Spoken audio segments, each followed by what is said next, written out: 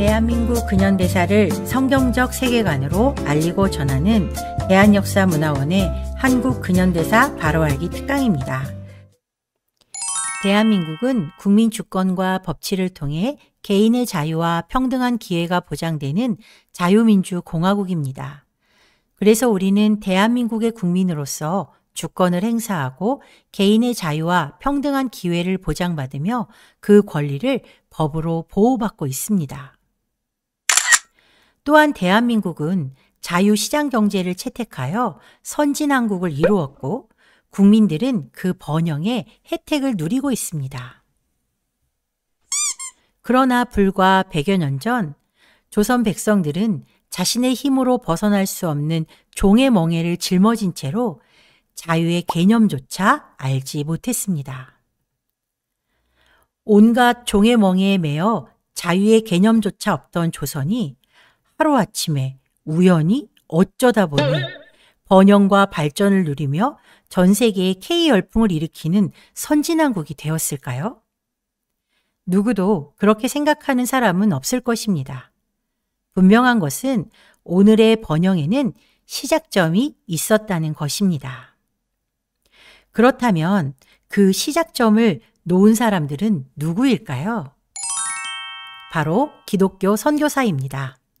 1832년 7월 25일 귀칠러프 선교사를 시작으로 1945년 해방 전까지 1529명의 선교사가 이 땅에 달려와 그 위대한 역사의 문을 열었습니다.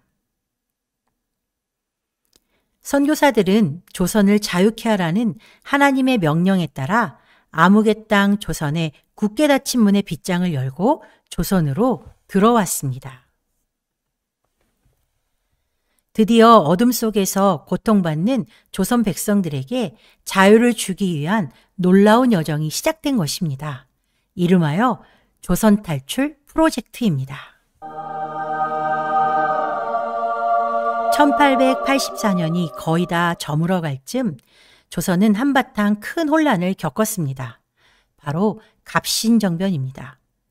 갑신정변은 청나라에 빼앗긴 주권을 되찾고 민씨 세력을 척결하여 개혁을 꿈꾸었던 개화파들에 의해 일어난 난이었습니다.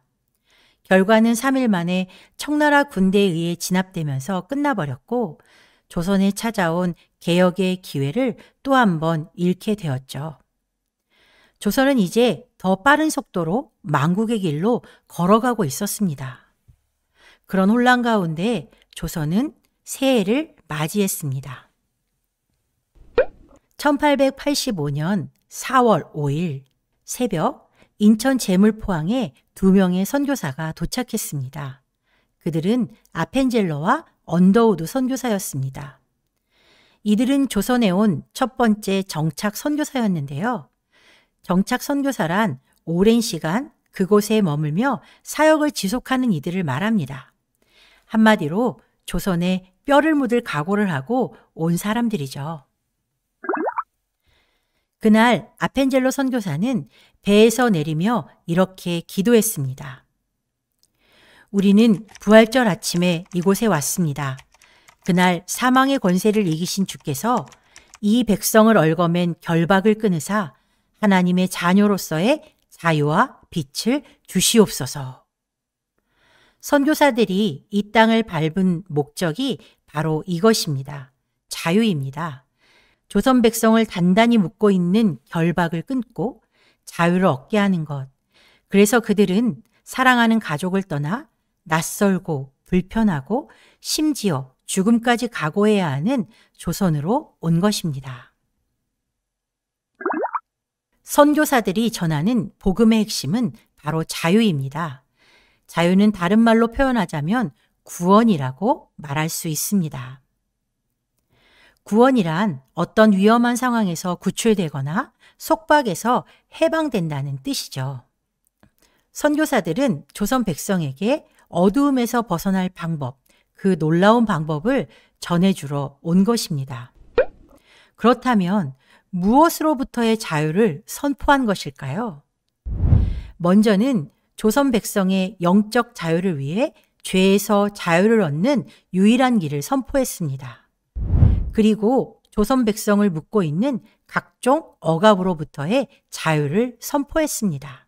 놀랍게도 선교사들이 전해준 영적 자유는 조선 백성을 묶고 있던 여러 억압의 사슬을 끊는 시작이 되었다는 것입니다.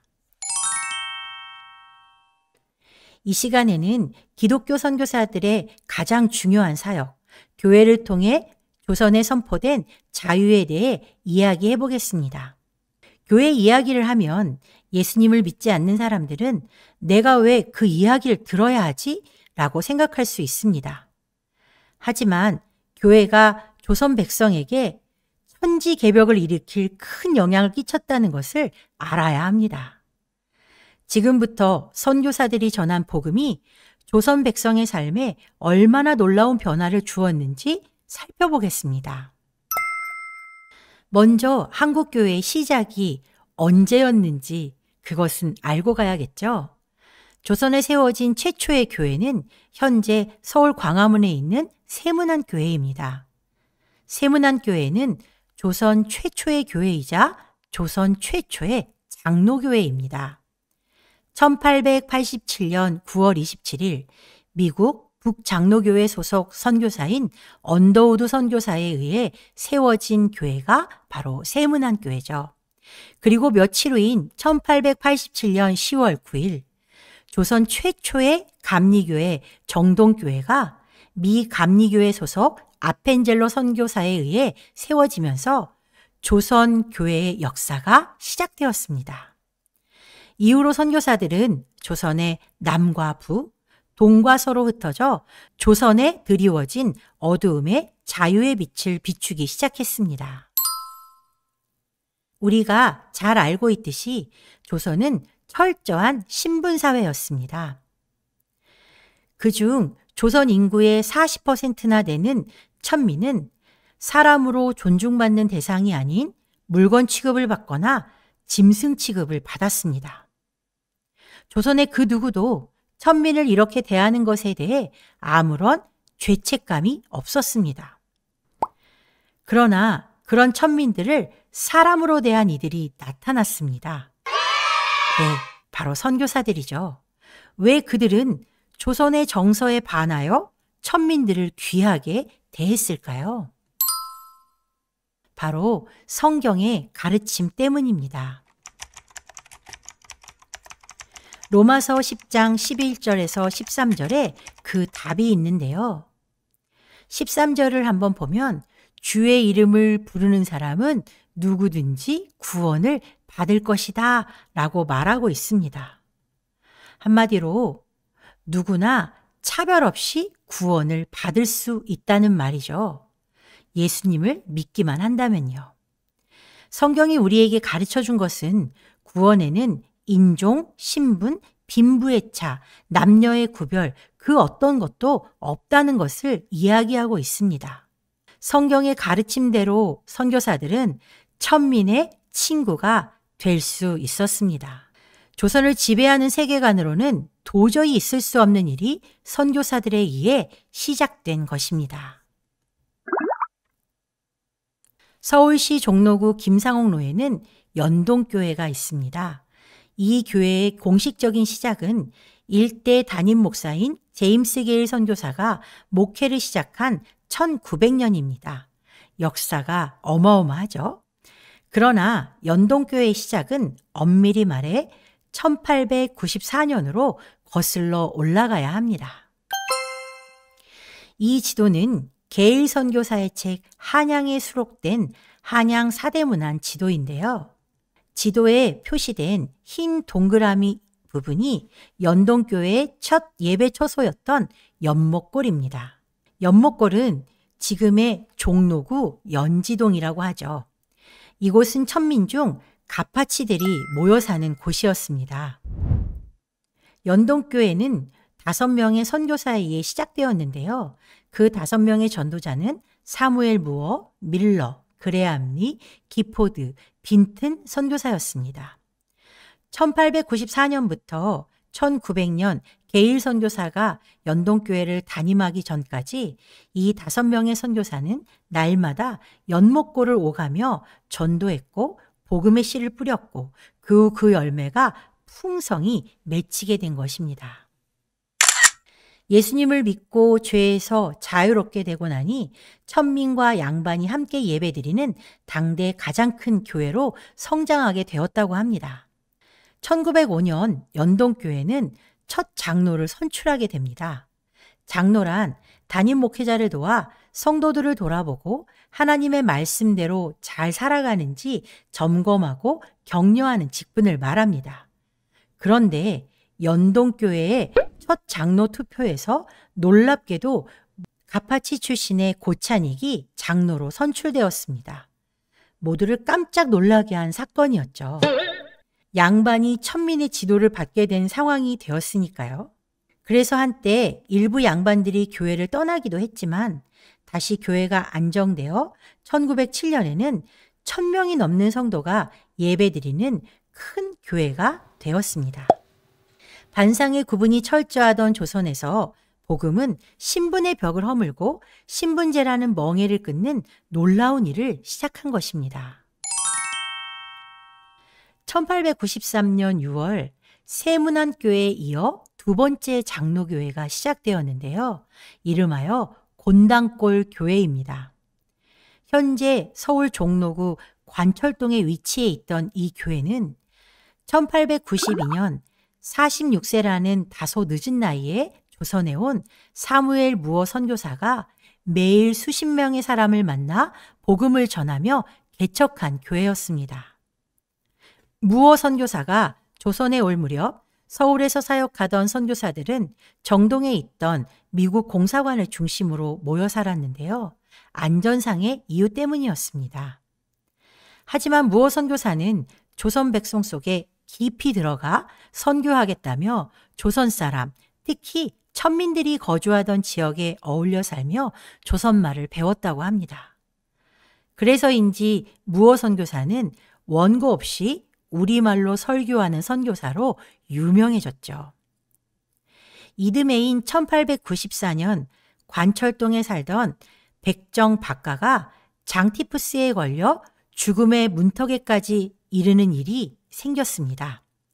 이때 사무엘 무어 선교사의 주선으로 백정 박가는 고종의 주치의였던 에비슨 선교사에게 치료를 받고 살아나게 됩니다. 임금을 고쳐주는 저 귀한 사람이 나를 고쳐주다니. 자신을 사람으로 그것도 사랑을 듬뿍 담아 대하는 선교사와 그들이 전한 복음에 감동한 백정 박가는 예수님을 구주로 영접하고 곤당골 교회의 성도가 되었습니다. 이제 백정 박가는 더 이상 이름 없는 백정 하나가 아닌 박성춘이라는 이름을 얻고 백정들을 전도하기 시작했죠. 놀랍게도 박성춘의 전도로 곤당골 교회에 백정들이 모여들기 시작했습니다. 그런데 그로 인해 문제가 생겼습니다. 일반 교인들이 백정과는 도저히 예배를 함께 드릴 수 없다며 백정을 쫓아내라고 항의를 시작한 것입니다. 그러나 무어 선교사님은 하나님의 자녀로서 어찌 백정이라고 하대하려는가? 라고 일반 성도들을 꾸짖었다고 합니다. 그러자 그렇다면 백정들을 예배석 뒷자리로 앉혀 구별해 준다면 우리도 계속해서 이 교회를 출석하겠소 라고 하며 끝까지 순종하지 않자 무어 선교사는 그들의 말을 들어주지 않았다고 합니다. 결국 그들은 교회를 떠나 홍문삭골 교회를 세우고 예배를 드리기 시작했는데요. 1898년 홍문삭골 교회에 큰 불이 나 교회가 다 타버리는 일이 일어나면서 곤당골 교회를 떠났던 성도들은 회개하고 곤당골 교회로 돌아오게 되었다고 합니다. 그러면서 현재 을지로 입구인 구리계로 교회를 이사하게 되는데요. 당시 교인들이 108명이나 되었다고 합니다. 그중 백정 출신 교인은 30명이었다고 하죠. 그래서 이 교회는 백정교회로 불리웠습니다. 1905년 곤당골 교회는 현재 교회가 있는 인사동으로 이사하면서 이름을 승동교회로 바꾸게 됩니다. 그리고 백정이었던 박성춘은 승동교회의 장로가 되었다고 합니다. 천민을 천민으로 대하지 않고 친구로 대한 교회가 바로 승동교회였습니다. 복음은 백정 박가에게 드리워진 신분의 멍에를 끊어주었고 박성춘이라는 자유로운 삶을 선물했습니다. 자유인 박성춘은 평민과 양반들 앞에서 당당하게 연설하는 만민공동회의 연사가 되었습니다. 백정이 사람들 앞에서 당당하게 자신의 주장하는 바를 연설한다는 것은 당시 조선의 상황으로는 천지가 개벽할 일이었다는 것을 우리가 알아야 합니다. 이것이 바로 기독교가 외치는 복음의 핵심 자유입니다. 전북 김제 금산면에 위치한 금산교회는 1905년 미국 남장로교회 파송을 받아 조선 호남 지역에 선교사역을 한 테이트 선교사가 개척한 교회입니다. 이 교회는 기역자 교회로 유명한 교회인데요. 조선 선교 초기 교회들은 금산교회와 같은 기역자 모양이 많았습니다. 그 이유는 남녀가 유별하다는 조선의 세계관을 배려하여 탄생한 건축 구조 때문입니다. 목사님이 기역자 부분의 모퉁이에 서고 남녀 성도를 분리하여 한쪽은 남자 성도, 한쪽은 여자 성도들이 앉아 예배를 드릴 수 있도록 한 것이죠. 금산교회는 아주 특별한 두 사람이 있었는데요. 이자익과 조덕삼이었습니다. 조덕삼은 김제에서 이름 있는 부자였고 이자익은 그 집의 마부이자 머슴이었습니다. 이들은 테이트 선교사의 전도를 받고 예수를 함께 믿게 되었고 1905년 10월 11일에 세례도 함께 받고 집사도 영수도 같은 날 함께 되었다고 합니다. 그 후 교회는 장로를 세우게 되는데 놀랍게도 김제지방의 유지이며 금산교회의 재정을 모두 감당하고 있던 주인 조덕삼을 제치고 그 집 머슴 이자익이 장로로 선출된 것입니다. 교인들은 몹시 난감해했지만 조덕삼은 교회의 결정을 하나님의 뜻으로 받아들이고 교인들 앞에 나아가서 나는 하나님의 뜻을 겸허히 받아들여 이자익 장로를 잘 받들고 교회를 더욱 잘 섬기겠습니다. 라고 선언했다고 합니다. 후에 조덕삼도 금산교회 2대 장로가 되었고 자신의 집 마부였던 이자익을 평양에 있는 장로의 신학교에 보내 공부를 하게 했습니다. 물론 장학금까지 주면서 말이죠. 더구나 이자익이 신학을 마치고 목사가 된 후 금산교회의 담임 목회자로 청빙하여 함께 교회를 섬겼다고 합니다. 교회가 세워지는 곳마다 이런 일이 일어나는 이유는 교회가 기독교인들끼리의 친목단체가 아니라 자유를 선포하는 곳이기 때문에 가능한 일이었습니다. 복음을 통해 자유가 선포된 곳곳에서 조선 백성들의 어깨를 짓누르던 종의 멍에들이 하나둘씩 벗겨지기 시작했습니다. 예수를 믿게 된 양반들은 노비들이 자신과 같은 사람이라는 것을 깨닫고 그들을 속량하고 나아가 자녀로 대하기 시작했습니다. 그리스도 신문이라고 하는 이 신문에 보면 순안에 살고 있는 박인시라는 사람은 그 종을 속량하고 딸로 삼았다라고 말하고 있죠. 또한 평양에 살고 있는 이 씨는 예수님을 믿기 전에 큰 돈을 주고 샀던 종을 속량하여 주었다는 이야기 또한 이 신문에 기록하고 있습니다. 모두 다 예수님을 영접하고 난 이후에 일어난 놀라운 변화들이죠. 그리스도 신문의 기사 하나를 더 보겠습니다. 임신근이라는 사람에게 아들과 딸이 있는데요. 지금 이 두 부부는 아들과 딸의 결혼 문제를 의논하고 있는 중입니다. 그러던 중 부인이 먼저 예수님을 믿게 되고 남편도 예수님을 믿는 놀라운 사건이 일어나죠. 두 부부가 몇 주의 주의를 지키고 나서 그들이 나눈 대화의 내용이 이 신문에 기록되어 있는 것입니다. 조혼, 매매혼, 보쌈이 당연하여 여성들의 권리가 없던 조선에 복음이 전해지자 내 딸과 며느리는 짐승이 아니요 사고 파는 물건도 아니라 소중한 존재라는 것을 깨닫게 된 것입니다. 예수님을 믿고 이름도 없던 여인들은 이름을 가지게 되고 복음은 그녀들에게 진정한 자유를 선물해 주었는데요. 김세지라는 부인도 바로 그 중에 하나였습니다. 오랫동안 이름이 없이 살다가 세례를 받고 나서 그녀에게 이름이 생겼고, 그래서 그녀의 고백은 조선 여자의 해방은 우리 그리스도로부터 시작되었다고 말하고 있습니다. 김세지 부인은 조선의 가혹한 결혼제도의 피해자 중 하나였는데요.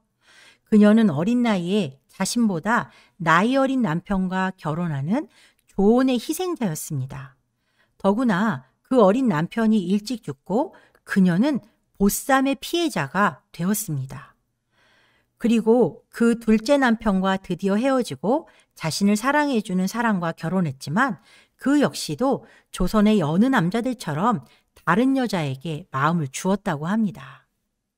그런데 그때 그녀가 듣게 된 복음은 바로 이것이었습니다. 만일 예수를 믿으면 집안이 평안해질 것이고 남자도 주색 잡기를 버리고 살림에 힘써하여 내외간 화순하게 되리이다 라는 이 말을 듣게 된 거죠. 이 말은 그녀를 교회로 향하게 했고 예수님을 영접하게 했습니다. 그 후 남편도 예수님을 영접하여 정말 가정의 평화를 선물로 받게 된 것이었죠. 그런 그녀의 고백이 바로 조선 여자의 해방은 기독교에서 시작되었다라는 것입니다. 여성을 천대하던 조선, 그 조선의 가련한 여인들을 해방한 것이 바로 복음이었다는 것을 우리는 기억해야 합니다.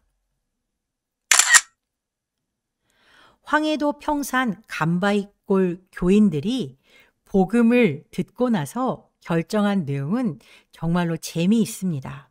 지금은 성경의 뜻을 안즉 이렇게 하는 것이 좋지 아니하니 동네 외인들이 흉볼지라도 이후로부터는 이 두 가지를 버리고 밥 먹을 때에 부인들도 방에 들어와 남편과 같이 편안히 앉아서 먹기로 작정하자 한즉 일심이 되어 그대로 하자. 정말로 재미있는 기사죠.